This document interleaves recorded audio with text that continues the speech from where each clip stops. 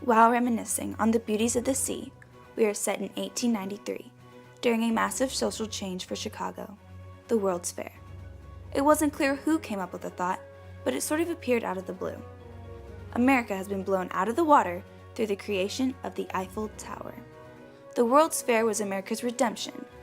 America was given the opportunity to showcase all that they have to offer, including architectural design. Through massive arguments on where the World's Fair should take place, it was eventually chosen to be in Chicago. The World's Fair taking place in Chicago was an opportunity for Chicago citizens to increase their social status. The narrator, Burnham, a leading architect, sets to prove America's worth.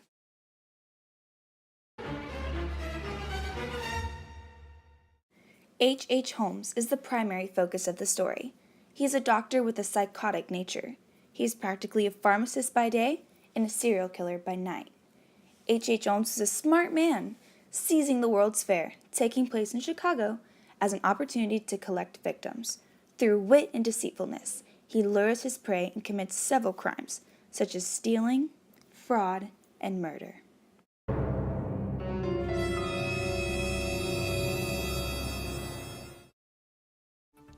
Erik Larson argues in The Devil in the White City how the opportunity for greatness in Chicago is distorted due to H. Holmes' horrific addiction to kill. In 1866, I moved to Chicago and worked a pharmacy.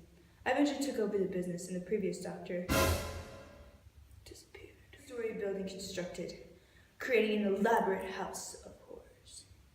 The top floors contained my living quarters and many small rooms to torture and kill my victims. Some had small jets so I could suffocate them. They were trap doors in basements with chutes so I could get rid of them easily.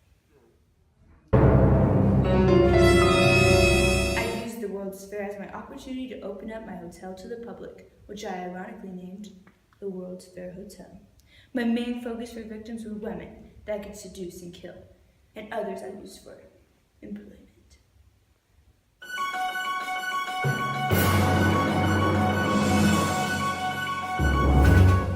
Detective Frank Geyer was in charge of investigating H. Holmes. Holmes was smooth and glim, a social chameleon. All of his stories are decorated with flamboyant draperies, intended by him to strengthen the plausibility of his statements. In talking, he has the appearance of candor. He becomes, at times, when pathos will serve him best, uttering his words with a quiver in his voice, often accompanied by a moistened eye, then turning quickly with a determined and forceful method of speech, as if indignation or resolution had sprung out of tender memories that had touched his heart.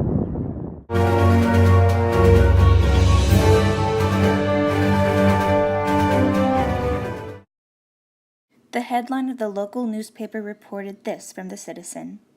He is a prodigy of weakness, a human demon, a being so unthinkable that no novelist would ever dare to invent such a character. The story, too, tends to illustrate the end of the century.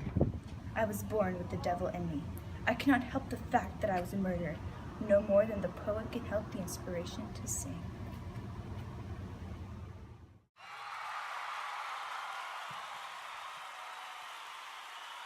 A production by Judson High School students over the novel by Erik Larson.